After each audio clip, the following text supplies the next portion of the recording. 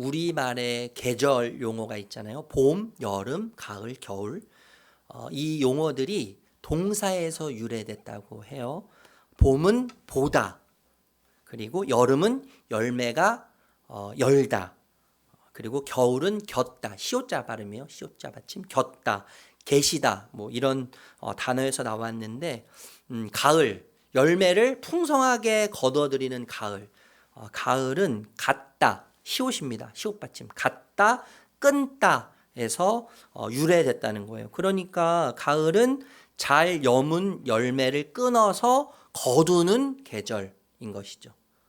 잘 무르익은 열매를, 잘 여문 열매를 끊어서 거두는 계절이 가을이라는 거예요. 바울은 지난주에 우리가 살펴봤지만요, 신자로서 거룩한 열매, 성령의 열매를 반드시 맺어야 한다고 이야기하고 있죠.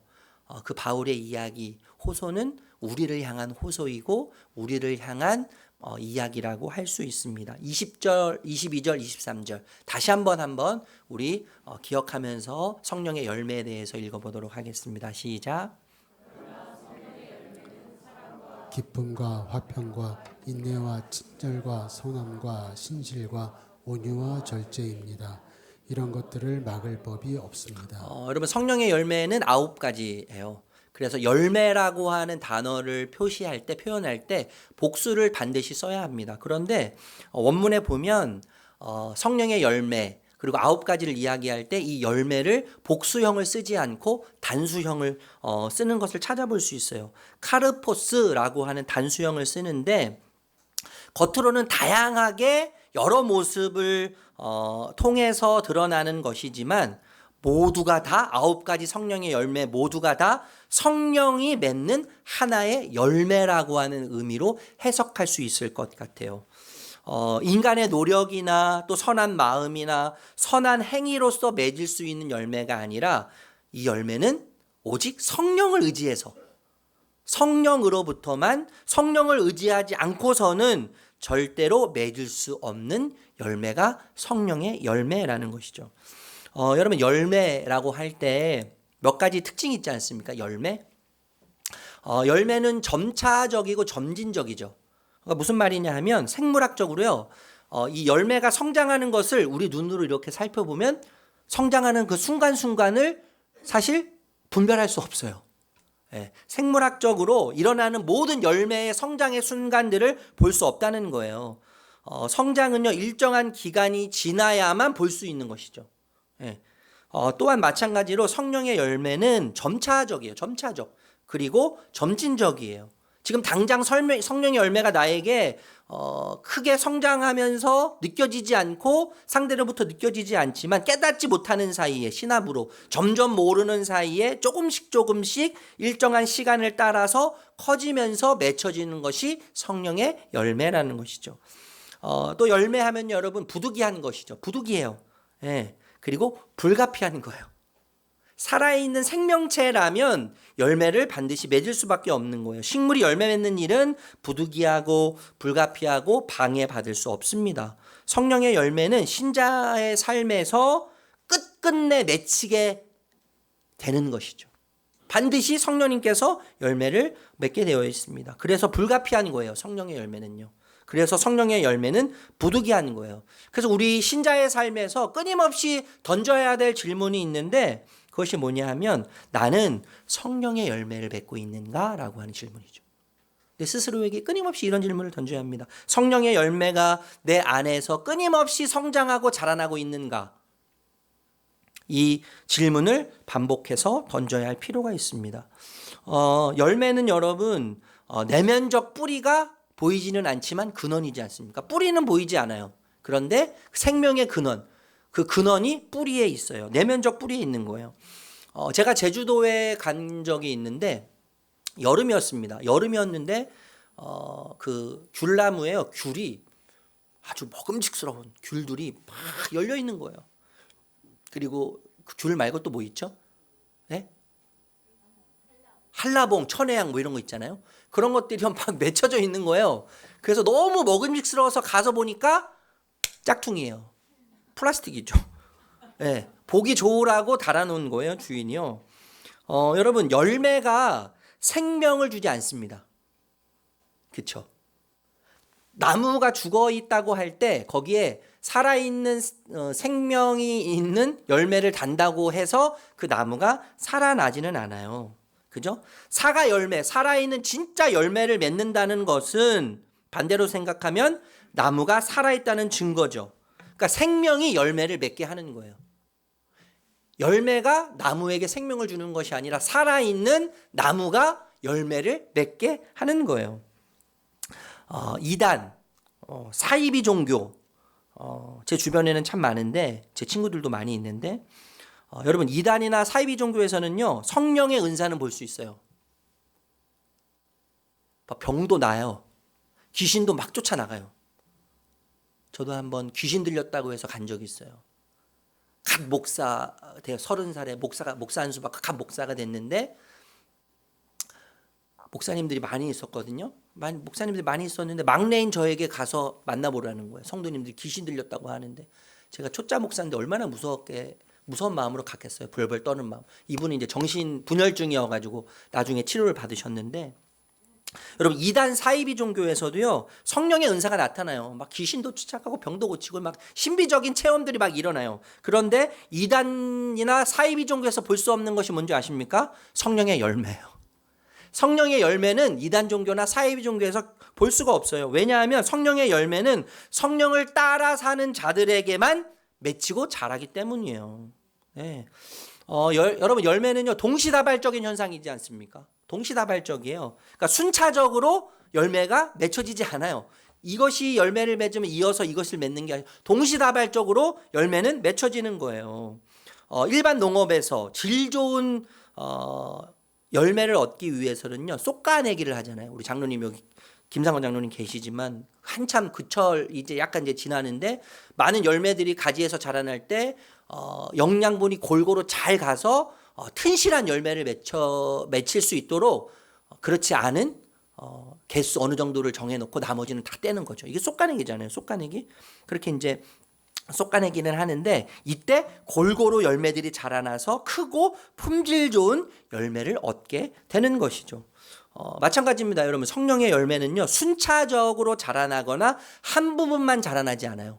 성령의 열매는 9가지인데 9가지 중에서 어느 것은 자라나고 어느 것은 자라나지 않고가 아니라 순차적으로 자라는 것이 아니라 동시다발적으로 성령의 열매 9가지가 자라나게 되어 있는 거예요. 그래서 아까도 말씀드렸지만요, 열매라고 하는 복수를 쓰지 않고 단수를 사용하는 것입니다. 자, 그렇다면 여러분, 첫 번째 열매, 성령의 열매로서 첫 번째 열매를 이야기하는데 아주 의미심장한 열매죠. 그 열매가 뭐예요? 사랑이죠. 제가 예전에도 한번 한 것 같은데, 제가 신대원을 들어가면서 성경을 암송할 때 성령의 열매 9가지, 사희와 오자양 충온절, 앞에 있는 글씨만 따서 이제 외운 적이 있어요. 첫 번째 성령의 열매가 사랑이에요. 사랑. 아주 의미심장한 열매인데, 전통적인 해석에서는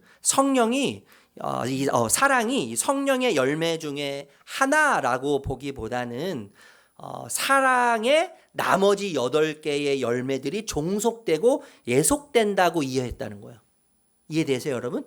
성령의 열매가 9가지인데 그 중에 첫 번째 열매가 사랑인데, 그 사랑이 8가지의 열매를 맺는다. 그러니까 8가지의 열매가 이 사랑, 첫 번째 성령의 열매에 종속되어 있고 예속되어 있다. 이렇게 해석한다는 거예요. 그래서 사랑이 기쁨을 주고, 사랑이 있으면 평안하게 되고, 사랑이 있으면 오래 참게 되고, 사랑이 있으면 충성하게 된다. 이렇게 해석했어요.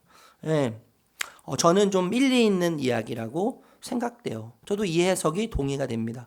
그런데 여러분, 더 중요한 게 뭐냐 하면, 사랑을 알기 위해서는요, 사랑의 본질이신 하나님을 알아야 하죠. 사랑을 우리가 이해하기 위해서는요, 하나님을 알아야 돼요. 왜냐하면 하나님 존재 자체가 본질적 속성이 사랑이시기 때문에 그런 거죠. 그러니까 하나님을 알 때 우리가 사랑 안으로 더 깊이 들어갈 수 있는 거예요. 그리고 하나님의 사랑을 우리 안에 채우고, 하나님의 사랑을 깊이 경험하면 깊이 경험할수록 우리를 통해서 그 사랑이 말하게 하는 삶을 살게 되는 거예요. 사랑은 동사라고 제가 말씀드렸잖아요. 얼마 전에. 사랑은 동사. 사랑은 명사가 아닙니다. 사랑은 동사. 사랑은 항상 움직이는 거예요. 그런데 그 사랑이 우리로 하여금 움직이게 만들 때 그 힘은 어디서 오냐면 사랑의 본질이신 하나님을 깊이 알면 알수록, 그리고 본질이신 그 사랑의 하나님을 경험하면 경험할수록 사랑이 동사가 되어서 나를 움직여가는, 사랑에 반응하는 삶을 살도록 하는 것이죠. 여러분, 하나님은요 사랑의 행위를 하시기 때문에 사랑이 아니세요. 잘 이해하셔야 돼요. 하나님은 사랑의 행위를 하시기 때문에 사랑이 아니세요. 그분은 사랑이시기 때문에 그가 하는 모든 것이 사랑입니다. 이해되십니까, 여러분? 때로는 여러분, 하나님이 나에게 하시는 게 시련처럼 느껴질 때가 있죠. 고난처럼 느껴질 때가 분명히 있어요. 내 관점에서는 결코 사랑이라고 말할 수 없어요. 사랑하면 그렇게 하실 수 없어요. 그래서 우리는 하나님이 하시는 행위를 보면서 하나님이 사랑이시고 하나님이 사랑이 아니시고 이렇게 판단할 때가 굉장히 많지만, 사실 하나님 본질이 사랑이세요. 하나님 존재 자체가 사랑이시고 하나님의 속성이 사랑이세요. 그래서 우리 눈에 보일 때 시련 같지만 시련이라고 쓰고 뭐라고 이야기할 수 있어요? 사랑이라고 이야기할 수 있어요. 왜냐하면 하나님은 사랑이시기 때문에 그가 하는 모든 것이 사랑입니다. 그래서 그렇게 이야기할 수 있는 것이죠. 요한일서 4장 7절에서 8절이 그것을 이야기하죠. 같이 읽어볼게요. 시작.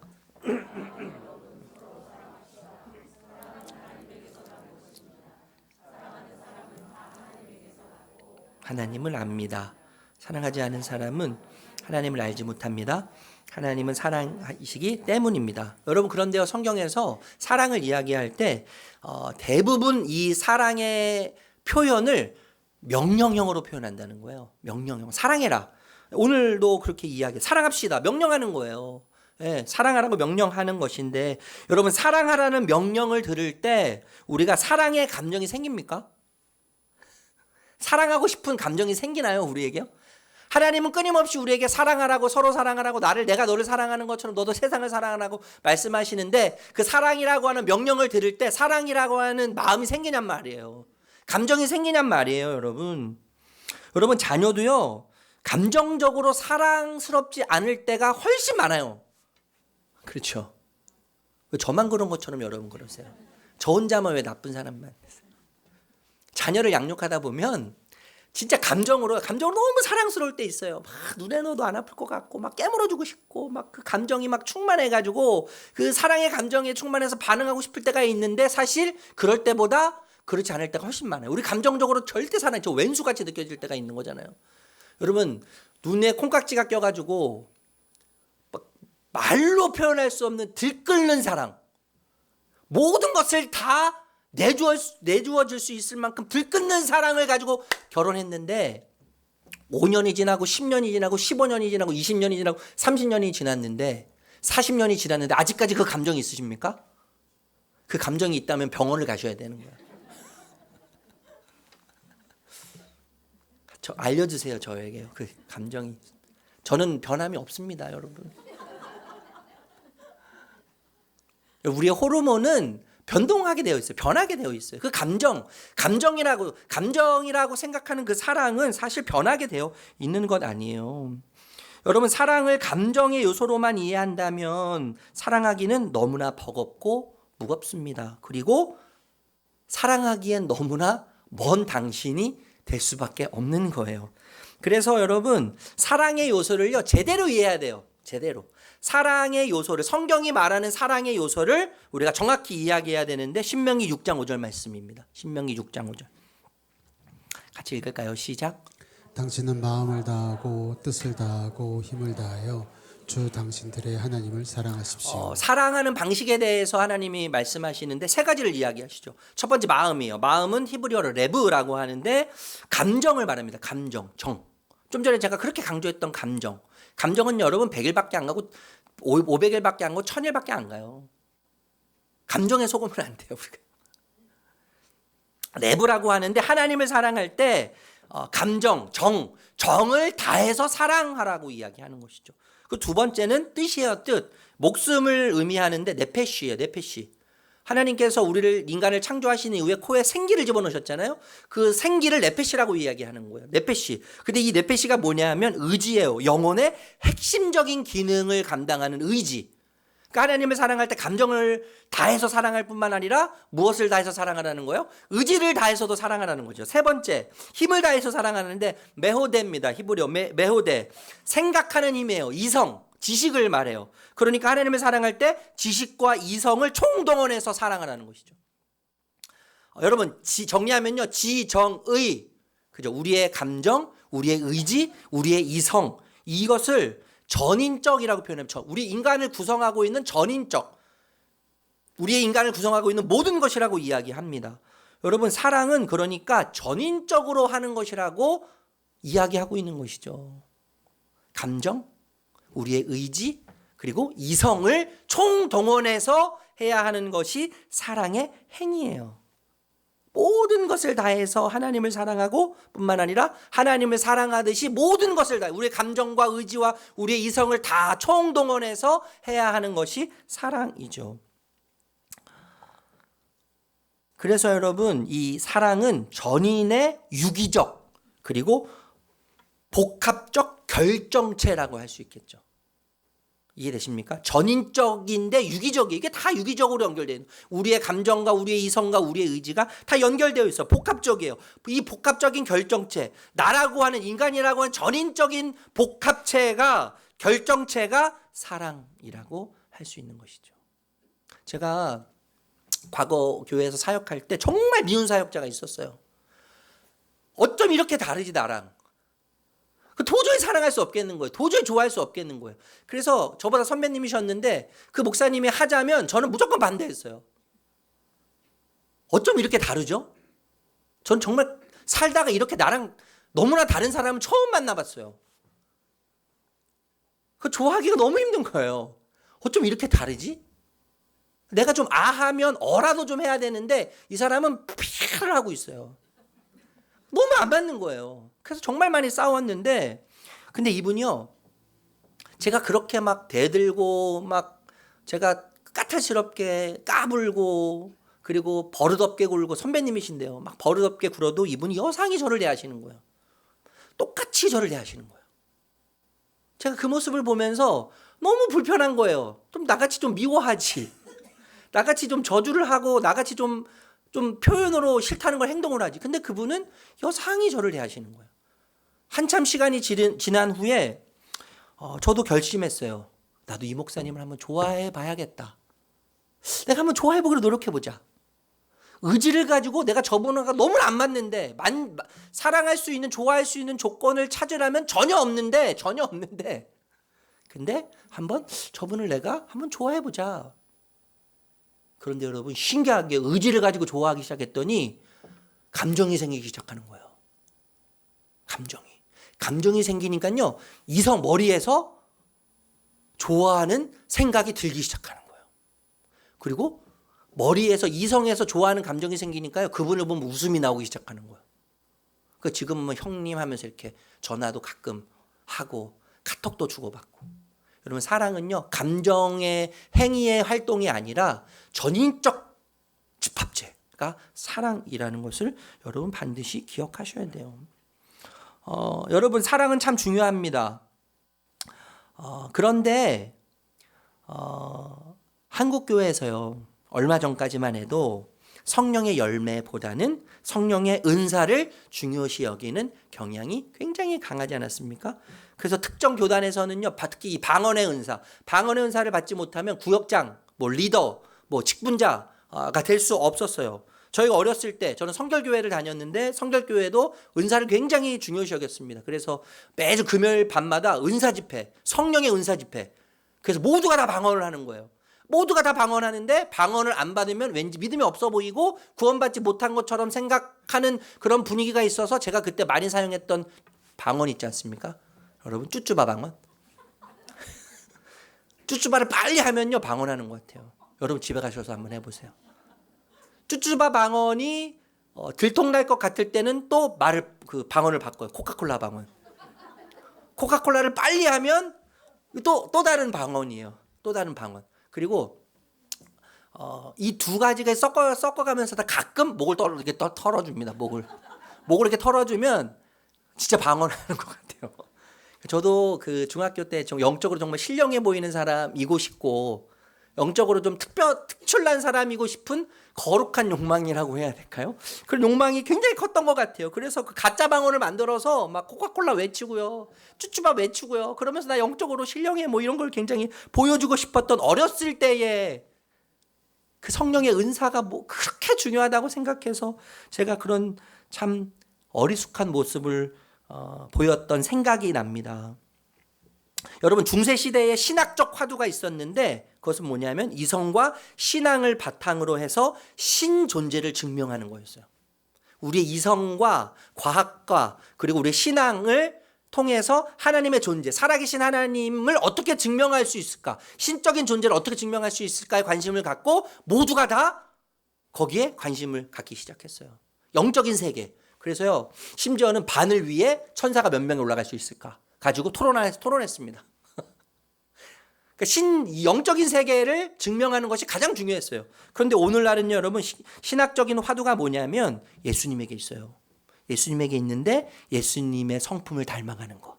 어떻게 하면 우리가 예수님을 닮아갈 수 있을까? 어떻게 하면 예수님의 성품을 우리 성품으로 채울 수 있을까? 우리의 성품이 어떻게 하면 예수님의 성품으로 변화될 수 있을까? 어떻게 하면 예수님을 닮아서 거룩한 예수님을 담아내는 자로, 닮은 자로 살아낼 수 있을까? 저는 이 시대가 교회가 수많은 욕을 얻어먹는다고 해도 지금 그래도 잘 가고 있다고 생각해요. 네, 잘 가고 있다고 생각해요. 여러분, 성령의 은사가 사역과 기능에 관한 것이라면 성령의 열매는 사람과 성품에 관한 것이라고 말할 수 있습니다. 여러분, 성경은요, 성령의 은사보다 성령의 열매를 훨씬 더 강조해요. 고린도전서 같은 데 보면 아무리 은사가 많아도 사랑이 없으면 우리는 깽가리고 아무 소용이 없다고 이야기하지 않습니까? 성령의 은사보다는 우리가 그렇게 중요시 여겼던, 한국교회에서 그렇게 중요시 여겼던 성령의 은사보다는 바울은 성령의 열매가 훨씬 더 중요하다고 그 가치를 이야기해요. 그래서 여러분, 이 말을 정말 기억하셨으면 좋겠는데 성령의 은사로 사역하고 섬기지 말고 성령의 열매로 사역하고 섬겨야 합니다. 이게 정말 중요한 거예요, 여러분. 성령의 은사, 나에게 어떤 은사가 있는가? 물론 여러분 가르치는 은사도 있고 여러 가지 섬김의 은사들도 있고 여러 가지 은사가 있지만 우리가 섬길 때, 우리가 주님을 위해서 주님의 일을 할 때 가장 중요한 거, 가치 있는 것은 뭐냐 하면 성령의 열매예요. 사랑하는 마음으로 하면 되는 거예요. 내가 얼마나 잘하냐 못하느냐, 내가 얼마나 기능적인 역할을 잘하느냐가 아니라 하나님 우리의 기능에 관심 있으신 게 아니라 우리가 얼마나 주님을 사랑하느냐에 관심이 있으시죠. 그리고 그 사랑으로 반응하느냐, 그 사랑으로 행동하느냐, 예수님이 관심이 있으신 거예요. 여러분, 성령의 은사로 사역하는 교회가 아니라 우리 교회가요, 성령의 열매로 섬기고 사역하는 교회가 되었으면 좋겠습니다. 성령의 9가지 열매, 사랑으로 시작되온, 사랑에 속해 있는 8가지. 그래서 사랑이 말하고 사랑이 동기가 되고 사랑이 움직여가는 교회가 되기를 정말 소망해 봅니다. 여러분, 예수님 제자들 생각해 보십시오. 예수님의 제자들에게요, 정말 많은 은사들이 있었잖아요.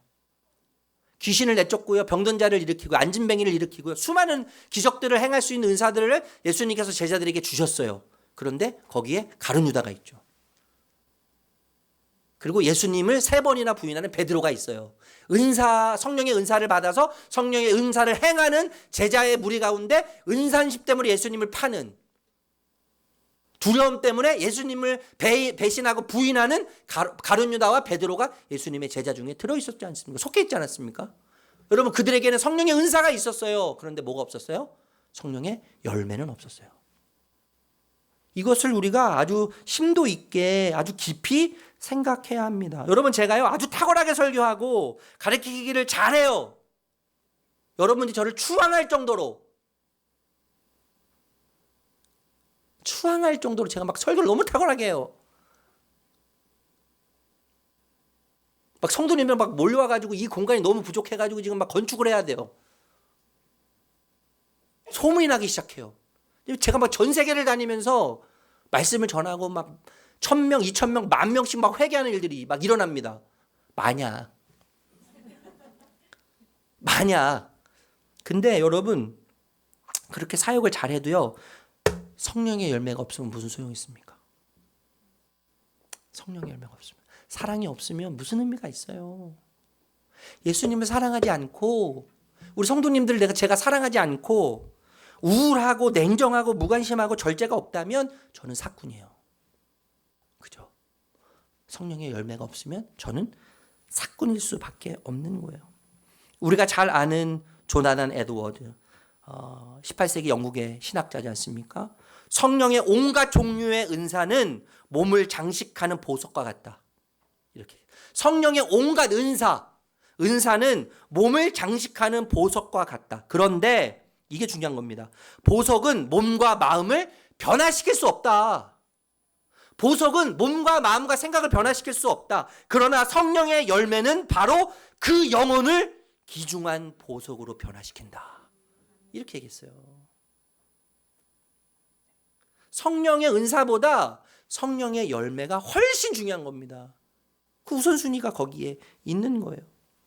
자, 그렇다면 여러분, 사랑은 어떤 특징이 있습니까? 사랑의 본질은 무엇일까요? 고린도전서 13장 우리 4절에서 7절 말씀 읽어볼게요. 같이 읽을게요. 시작. 사랑은 오래 참고 친절합니다. 사랑은 시기하지 않으며 뽐내지 않으며 교만하지 않습니다. 사랑은 무례하지 않으며 자기의 이익을 구하지 않으며 성을 내지 않으며 원한을 품지 않습니다. 사랑은 불의를 기뻐하지 않으며 진리와 함께 기뻐합니다. 사랑은 모든 것을 덮어주며 모든 것을 믿으며 모든 것을 바라며 모든 것을 견딥니다. 여러분, 본질이라는 말은 그것을 그것되게 하는 거예요. 그것이 없으면 그것이 아닌 거예요. 그러니까 사랑의 본질이라고 했을 때 사랑이 사랑되게 하는 것이죠. 이 요소가 빠지면 더 이상 사랑일 수 없어요. 그것이 뭐냐 하면, 여러분, 사랑은요, 유익의 목적을 나에게 두지 않고 타인에게 유익의 목적을 두는 거예요. 이것이 사랑입니다. 이것이 빠지면 사랑이 아니에요. 사랑은 나에게 관심이 없어요. 나의 유익에 관심이 없어요. 타인의 유익에 관심이 있는 것이 사랑이에요. 여러분, 사랑의 시작을 오늘 고린도전서 13장 4절에서 7절에 보니까 오래 참는 것으로 시작해서 뭘로 마무리돼요? 모든 것을 견디는 것으로 마무리하죠. 그러니까 참고 견디는 게 사랑이라는 거죠. 참고 견디는 거. 여러분, 참고 견디는 것은요, 피가 마르는 일이에요. 살이 빠지는 일입니다. 뼈가 꺾이는 일입니다. 참고 견디는 일은 나를 갈아서 넣는 일이에요. 고통스러운 시간이죠. 그런데 사랑은 뭐예요? 나를 갈아서 타인의 유익에 목적을 두는 것이 사랑이에요. 이게 본질입니다. 사랑의 본질. 나를 갈아서 참고 견뎌서 나를 갈아서 상대방을 향해서 갈아 넣는 거예요. 그 갈아 넣는 행위가 나의 유익이 아니라 타인, 상대방의 유익을 위한 것이라면 그렇게라도 할 수 있는 것이죠. 여러분, 예수님은요, 유월절 전에 곧 죽을 것을 아셨어요. 곧 죽을 것을 아시고 제자들을 모으셔서 그들에게 발을 씻기셨을 뿐만 아니라 만찬을 여셨지 않습니까? 만찬을 여셨는데, 만찬을 여시면서도 예수님은 가룟 유다가 배신할 것을 아셨고, 베드로가 자신을 팔 것을 아셨어요. 그럼에도 불구하고 뭐 하셨어요? 자신을 갈아 넣어서 너희들이 지금 먹는 떡은 내 몸이다. 너희들이 마시는 이 포도주는 내 피다. 나를 먹고 마셔라. 그걸 느끼면서 사도 요한이 뭐라고 기록해요? 예수님이 제자들을 사랑하시는데 끝까지 사랑하셨습니다. 이렇게 얘기하는 거예요. 예수님이 당신을 갈아 넣으시면서까지 제자인 우리, 배신한 우리를 사랑하셨습니다. 여러분, 한번 생각해 보십시오. 왜 하나님은 우리를 필요로 하지 않으심에도 불구하고 우리를 굳이 창조하셨을까요? 하나님은요, 우리가 없어도 괜찮으신 분이잖아요. 우리를 창조하지 않으셔도 하나님은 하나님 존재만으로도 충만한 분이시고 충분한 분이시죠. 가득하신 분이에요. 부족함이 없으신 분이에요. 그런 분이 우리를 왜 굳이 창조하셨습니까, 여러분? 저는 더 이해가 안 되는 게 뭐냐면 우리가 배신했잖아요. 우리가 배신했다면 그냥 우리를 심판하시면 돼요. 우리를 없애버리시면 돼요. 불이든 물이든 우리를 심판하셔서 없애버리고 제2의 아담, 하와 창조하셔서 새로운 세상으로 다시 시작하실 수 있지 않아요? 얼마나 쉬운 방법입니까? 그런데 그 방법을 하나님은 선택하지 않으셨어요. 오히려 비싼 대가를 치르시죠. 굳이 비싼 대가를 치르셔서 우리를 가족되게 하시잖아요. 가장 쉬운 방법을 선택하지 않으세요. 왜 하나님은 십자가에 아들을 갈아 넣으시면서 우리를 가족되게 하십니까? 왜 그 아들을 갈아 넣으시면서까지 우리를 부르십니까? 왜 그래요, 여러분? 목적은 하나예요. 우리의 유익 때문이에요. 나의 유익, 인간의 유익. 우리의 유익 때문에 하나님 당신을 갈아 넣으시는 거예요. 참고 견디시면서 갈아 넣으시는 거예요. 여러분, 사랑의 본질은, 또 다른 본질은요, 자기를 낮추고 그리고 자기를 내려놓는 것을 넘어서는 겁니다. 넘어서서 자기 자신을 비우고 자기 자신을 지우는 거예요. 이게 사랑이에요. 자기 자신을 지우는 거예요. 지우는 거예요. 4절에 보니까요, 사랑은 친절합니다. 시기하지 않습니다. 뽐내지 않습니다. 교만하지도 않습니다. 지난주에 여러분 육체 욕심에 대해서 말씀 나눴는데 생각나세요? 원수 맺음, 다툼, 시기, 분쟁, 분냄, 질투, 이 모든 욕심들은 자기중심성에서 나오는 자기애, 자기 사랑의 덕목들이죠. 악덕들이죠. 덕목이 아니라 악덕들이죠, 사실. 여러분, 사랑의 반대말이 무엇일까요? 사랑의 반대말, 무자비함, 사랑 없음이 아니죠. 사랑의 반대말은요, 자기애에서 비롯된 자기증명이에요. 자기증명. 내가 증명되어서 더 사랑받는 거죠. 내가 증명되어서 더 인정받는 거예요. 그러니까 자기애에서 비롯된 거죠. 자기 증명에 얽매여 있는 사람은 그래서요, 아무 누구도 사랑할 수 없습니다. 어떤 누구도 사랑할 수 없어요. 오직 자기만 사랑해요. 오직 자기만 옳아요. 자기만 사랑하기 때문에 다른 사람을 사랑할 수가 없어요. 자기 증명에 도취되어서 자기만 인정받고 자기만 사랑받으면 그만입니다. 지난주 여러분 월요일 큐티 생각나시나요? 빌립보서 2장 5절에서 18절 주제가 그리스도를 본받아. 빌립보서 우리가 지금 큐티하고 있지만 예수님은 절대자신데 그 절대자이신 예수님은 절대자의 자리를 버리셨어요. 그죠? 자리를 버리셨어요. 자기를 비워 사람처럼 되셨습니다. 사람의 모양으로 오셔서 자기를 낮추시고 죽기까지 복종하셨다라고 하는 내용이 월요일 큐티의 본문의 내용이었어요. 여기에 비움, 예수님께서 자기를 비우셨다고 했을 때 이 비움이라고 하는 헬라어가 케노시스예요. 케노시스. 이게 무슨 뜻이냐면 쏟아낸다는 거예요. 자기 안에 채워져 있는 것들을 쏟아내는 거예요. 그래서 스스로 비우고 자신의 마음을 지운다는 의미예요. 지운다는 의미예요.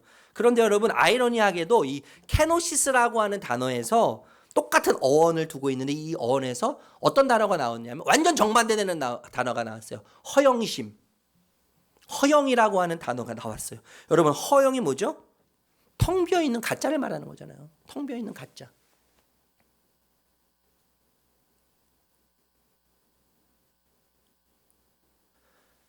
예수 그리스도의 낮아지심, 자기 비움, 자기 지움과 우리의 자기 지움, 우리의 자기 낮아짐, 우리의 자기 비움을 여러분 우리가 정말 비교하면서 생각해야 돼요. 세상과 다른 사람과 비교해야 될 문제가 아니라 자기를 낮추시고 비우신 주님, 자기를 지으신 주님. 여러분, 허영과 비움은요, 한 끗 차이예요. 한 끗 차이. 우리는 하나님 앞에서 얼마든지 비었다고 이야기하면서 우리 마음속에는 허영심으로 가득할 수 있는 것이죠. 주님, 내가 주님 때문에 포기합니다. 주님 때문에 내 뜻을 내려놓습니다라고 이야기하면서도 동시에 우리는 얼마든지 내 자신으로, 자기애로 충만할 수 있는 거예요. 이 무서운 거죠. 자기기만이죠. 자기기만. 여러분, 케노시스 비움은 하나님의 뜻이 옳기에 자기의 뜻을 내려놓고 비워냄으로 하나님을 따르는 거예요. 이게 곧 사랑이지 않습니까? 이게 곧 사랑이에요, 여러분. 예수님은 하나님의 뜻이 옳기에 마땅히 자신의 것, 예수님의 것이었어요. 저 보호자가 예수님의 것이었어요. 하늘의 모든 것들이 다 예수님의 것이었어요. 그런데 그것을 어떻게 하세요? 그 특권을 버리시지 않습니까? 예수님은 그래서 더 비울 것도 없는 자리, 더 버릴 것도 없는 자리, 더 낮아질 것도 없는 자리에 길을 걸어가셨습니다. 높아지려고 하는 오르막길이 아닌 사랑의 내리막길을 걸어 내려가셨어요. 사랑의 내리막길. 더 이상 내려갈 수가 없는, 더 이상 버릴 수 없는, 더 이상 비울 수 없는 그곳으로 예수님은 걸어가셨어요. 여러분, 사랑은요, 그래서 내리막길이에요. 내리막길. 끊임없이 내리막길을 선택하는 게 사랑이에요. 자기를 낮추고 자기를 비우고 자기를 지우는 길이 사랑입니다. 마지막에 여러분, 사랑은요, 사랑의 본질은 계산하지 않는 거예요. 계산하는 순간 사랑이 아닌 거예요. 누군가를 막 돕고 싶은 마음이 있어요, 여러분. 저에게도 막 하나님 그런 마음 주실 때 있는데, 하나님은 50만 원 막 마음을 주시고 100만 원 주시는데, 하나님 저는 10만 원만 할게요. 10만 원만 할게요. 이런 마음 생길 때 있죠. 하나님, 좀 덜 좋은 건 제가 하고 덜 좋은 걸 제가 줄게요. 제가 쓰던 거를 줄게요. 뭐 이런 마음이 생길 때가 있어요. 계산하게 되는 거예요. 여러분, 계산하는 순간 사랑은 더 이상 사랑이 아닙니다. 사랑의 본질은 깨지기 시작하는 거예요. 예. 여러분, 나에게 어떤 유익이 존재하지 않아도 상대방에게 어떤 것도 얻어내지 못한다고 해도, 그 사람으로부터 내가 이렇게 했을 때 그 사람으로부터 내가 어떤 것을 얻어내지 못한다고 할지라도 그럼에도 불구하고 하는 것이 사랑이죠. 예. 그래서 5절에 자기의 유익을 구하지 않는 것이 사랑이다라고 이야기해요. 진짜 사랑은요, 자기 유익을 구하지 않습니다. 계산하지 않는 게 진짜 사랑이에요, 여러분. 제가 지난 월요일 저녁에 우리 한국의 어떤 선교단체 목사님 부부를 만났어요. 저녁 식사를 같이 하는데, 이 선교단체 본부가 미국에 있습니다. 미국에 있는데, 미국에서 세계 여러 나라에 이 선교단체 프로그램을 심었어요. 그래서 이 활동할 수 있도록 여러 지원을 했는데, 유독 한국이 너무 잘 뿌리를 내려서 성장하고 있는 거예요. 그래서 이 아시아 지역 중에, 또 세계에 있는 나라들 중에 맨 위에 미국이 헤드쿼터가 돼가지고 전 세계를 이렇게 이렇게 케어하는 시스템인데, 한국이 너무 성장을 잘하고 한국이 뿌리를 잘 내려서 이 한국에 있는 이 선교단체를 거기서 이렇게 올려가지고 미국 본부와 함께 동등한 자리에 이렇게 올려놨어요. 얼마 전에 건축도 하고 지금 한국교회 이 선교단체가 아주 왕성하게 활동을 하고 있습니다. 그런데 이 목사님이 얼마 전에 세계 부총재로 선출이 되셔서 뽑히셨어요. 몇 명 안 되는 세계 부총재로 뽑히신 거예요. 그런데 이 목사님이 뽑히셨을 때 다른 나라에 있는 대표 목사님이 이 목사님을 찾아오셨다 그래요. 이 목사님 찾아오셔서 하는 말이 뭐냐면, 목사님 축하드립니다. 그런데 목사님 잘 아시죠? 미국 본부의 재정 상황이 너무 안 좋습니다. 너무나 좋지 않아서 아마 한국의 재정, 정치적으로 다양한 목적으로 한국의 좋은 재정적인 상황을 이용하기 위해서 이제 달려들 겁니다. 그러니까 절대로 속지 마십시오. 본부의 속임수에 속지 마십시오. 이렇게 이야기를 했어요. 이렇게 이야기를 들었을 때 이 한국 대표 목사님이 이렇게 말씀하셨다는 거예요. 저는 참 진짜 너무 멋졌는데, 이렇게 얘기하셨어요. 저를 이용해도 됩니다. 미국 본부에서 목사님 한국을 이용할 거니까 조심하라고 말하는 그분에게, 목사님 저를 이용해도 괜찮습니다. 얼마든지 저를 이용하라고 하십시오. 얼마든지 저를 이용하라고 하십시오. 저를 이용해서 복음이 전해지고 진리가 확장이 되고 예수 그리스도 이름이 더 확장이 되어서 많은 사람들이 예수님을 안다면, 예수님을 모르던 많은 사람들이 내가 이용당해서, 우리 한국이 이용당해서, 돈으로 이용당하고 재정으로 이용당하고 여러 가지 방면으로 이용당해서 그것이 복음을 위하고 하나님을 위한다면 저는 기꺼이 그들에게 이용당할 마음이 있습니다. 이렇게 이야기하시는 거예요. 그렇게 이야기하셨대요. 여러분, 예수님이 얼마나 좋으면 이렇게 말씀하실 수 있을까요? 내가 이용당해도 돼요. 예수님 때문에 우리의 재정이 뭐 넉넉하지도 않아요. 사실 들여다보면. 그런데 우리의 재정이 예수님을 위해서 이용당해도 괜찮다. 여러분, 사랑은요, 계산하지 않는 거예요. 계산하지 않는 거예요. 하나님은 우리를 향해서 한 번도 계산하신 적이 없으십니다. 한 번도 계산한 적이 없으세요. 말씀을 마무리할게요, 여러분. 우리는 이 효율성, 그죠? 실용성, 저도 굉장히 이걸 따지는데 효율성과 실용성이 없으면 가치가 없다고 여기고, 효율적이지 않고 실용적이지 않으면 무지하다고 생각하고, 그리고 무식하다고 생각합니다. 그죠? 왜냐하면 우리는 효율성과 실용성을 가치로 여기는 세상에서 살고 있기 때문에 그래요. 시간, 우리에게 주어진 시간, 우리에게 주어진 자원들, 열정들, 그죠? 우리의 힘, 우리가 가지고 있는 모든 것들을 우리는 효율적으로 사용해야 되고 또 실용적으로 사용해야 합니다. 그렇게 해야 돼요. 여러분, 그것이 나쁜 것이 아니에요. 그런데 여러분, 우리가 좀 더 깊이 생각하고 싶은 것이 뭐냐면, 사랑으로 보여지는 수많은 일들, 사랑이라고 하는 이름으로 비롯되는 수많은 일들을 보면 낭비처럼 보일 때가 많아요. 다 낭비 같아요. 다 낭비 같아요. 여러분, 여러분의 인생에 있어서 야, 내 인생 진짜 아름답다 라고 느끼실 때가 있으시죠? 야, 내 인생 참 괜찮다. 제 인생을 보면 야, 내 인생 참 괜찮다. 내 인생 참 아름답다. 나 참 내 인생 멋지게 산 것 같아. 이렇게 생각이 들 때가 있어요. 그런데 그럴 때는 언제냐 하면 제가 무엇을 해서가 아니에요. 제가 무엇을 이루어서가 아니에요. 누군가 나를 알아줘서가 아니더라고요. 그때가 언제냐 하면 낭비처럼 느껴지는 사랑을 경험할 때요. 낭비, 허비처럼 느껴지는 사랑을 경험할 때 내 인생이 빛난다는 것을 깨닫게 되는 거죠. 야, 내 인생 진짜 괜찮다. 나를 이렇게까지 사랑한다고. 나를 위해서 이렇게까지 헌신한다고. 나를 위해서 이렇게까지 포기한다고. 여러분, 그 시간, 허비처럼 느껴지는 사랑받는 시간, 낭비처럼 느껴지는 그 사랑으로 표현되어지는 그 시간은 여러분, 효율성이 없어 보이고 또 실효성이 없어 보이고 효율성이 없어 보이지만, 야, 내 인생 참 괜찮다. 내 인생을 빛나게 해주는 시간들이에요. 그리고 그 시간이야말로 다른 시간을 지탱하게 해주는 힘이 되어주는 시간 아니에요? 낭비라고 생각되어지는 그 사랑을 받을 때. 그 사랑 때문에, 그 사랑받는 시간이 우리가 살아가는 대부분의 시간에 힘이 되는 거예요. 우리를 지탱해 주는 거 아니에요, 여러분? 여러분, 생각해 보면요, 우리는 그 낭비하고 허비하는 사랑 덕분에 존재합니다. 그 사랑 덕분에 존재해요.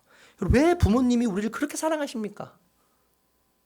돌아가신 분도 계시고 하지만 저희 부모님, 제가 내일 모레면 50인데요. 아직까지 전화하셔서 뭐 반찬 뭐 해줄까 막 바리바리 반찬해서 택배로 보내시고, 그 쓸 돈도 없으실 텐데 용돈도 제대로 못 드리는데 그 돈을 모아가지고 막 손자 손녀들에게 막 달마다 통장에 넣으시고 저한테 넣으시고. 왜 부모님이 우리 이렇게 사랑하십니까? 당신 쓸 돈도 없으실 텐데 우리를 왜 그렇게 사랑하시죠? 왜 우리를 위해서 그 모든 것을 다 희생하십니까, 여러분? 알 수 없어요. 할 수 없어요. 그런데 한 가지, 부모님의 사랑은요, 낭비하는 사랑이에요. 부모님의 사랑은 그냥 허비하는 사랑이에요. 허비하는 사랑. 근데 그 부모님의 허비하고 낭비하는 사랑이 나를 세웠어요. 나를 세웠어요. 여러분, 부모님의 사랑만 그렇습니까? 하버드 대학교 영성신학자, 우리가 잘 알고 있는 헨리 나우엔, 이분이 신부님이시잖아요. 하버드 대학교 교수님이셨어요. 이분이 대학 교수로서 학생들을 가르쳤다면 굉장히 많은 큰 영향력을 미쳤을 겁니다. 세상에. 하버드 대학교, 여러분, 전 세계에서 석학들이 오지 않습니까? 영향력 있는 사람들이 배출되는 그곳에서 교수로서 수많은 학생들을 가르쳤다면 이 헨리 나우엔, 이 신부님, 이 교수님은요, 어마어마한 영향을 미쳤을 거예요. 그런데 그 교수의 자리를 내려놔요. 그 교수의 자리를 내려놓고 캐나다 토론토 네브레이크라고 하는 공동체에 가요. 교수직을 내려놓고. 이 공동체에 들어가서 아담이라고 하는 중증 장애인 아이를 24시간 돌보는 일을 해요. 24시간. 교수직을 내려놓고 중증 장애인 한 명을 돌보는 일을 해요. 네브레이크라고 하는 공동체에 들어가서. 여러분, 실용적 관점, 효율성 관점에서는요, 정말 낭비예요. 정말 허비하는 것이죠. 그런데 우리는 알죠. 이 낭비가, 이 허비가 우리를 더 깊은 영적인 세계로, 하나님의 세계로 인도한다는 것을 우리는 깊이 깨닫습니다. 깊이 깨달아요. 여러분, 신앙은요, 이런 거예요. 신앙은 이런 겁니다. 예수님을 믿는다는 것은요, 이런 신비에 있는 거예요, 우리가요. 이런 신비 속에 거하는 거예요. 독생자 아들 예수 그리스도, 우리에게 보내주신 그 사랑. 여러분, 이것처럼 낭비가 어디 있어요? 이것처럼 허비가 어디 있어요? 어쩌자고 아들을 보내십니까? 어쩌자고? 다른 방법을 세우셔서 하시지 어쩌자고 아들을 보내세요? 하나밖에 없는 아들을 보내십니까? 어쩌자고? 어쩌자고 갈아서 십자가에 넣으십니까? 아들을?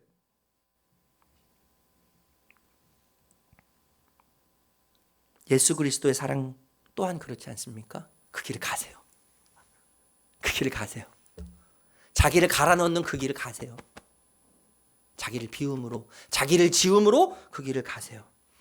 배신자, 우리들을 가족 삼기 위해서 우리의 서름, 아픔, 고통을 예수님 당신 것으로 받으시면서 십자가에서 죽기를 마다하지 않으셨어요.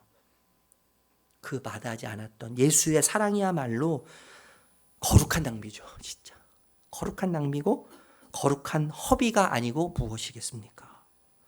여러분, 낭비와 허비가, 낭비하는 사랑이, 허비하는 사랑이 세상을 바꿉니다.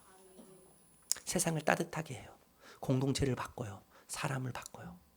여러분, 성령의 은사는요, 사람을 바꾸지 못해요. 성령의 열매가 사람을 바꿔요. 그가 속한 공동체를 바꿉니다. 가정을 바꿔요. 우리 회사를 바꿉니다. 그리고 이 봉담 도시를 바꿔요. 성령의 은사가 아니라 성령의 열매로, 성령 충만함으로 우리를 통해서 진짜 열매 대신, 영원한 첫 열매 대신 예수 그리스도가 아름답게 드러나기를 소망합니다. 그분만 높여지기를 소망합니다. 그분만 보여지기를 소망합니다.